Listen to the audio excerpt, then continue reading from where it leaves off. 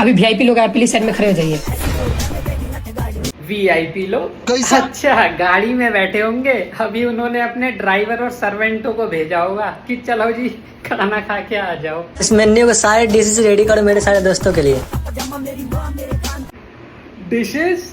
हाँ बेटा, जिस हिसाब से तू बोल रहा मुझे तो नहीं लगता तूने अपनी जिंदगी में चाउमीन भी खाई होगी। सर आपका 4425 रुपया हुआ। तुम तो मेरा एक दिन का खर्चा भी नहीं उठा सकती हो। अबे तो वो क्यों उठाएगी तेरा खर्चा? पेल तू वहाँ रहा है बैठ के और क्या किसी अनजान से रहा है? हाँ जी मैंने खा लिया, पर ये मेरा खर्चा नहीं उठा पाएंगे।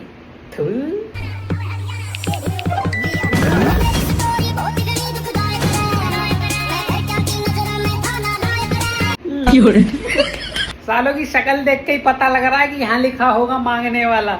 अबे कोई हमारा बिल पे करे तो हम यूं कहेंगे ना कि भाई तुमने क्यों किया, इन्हें देखो।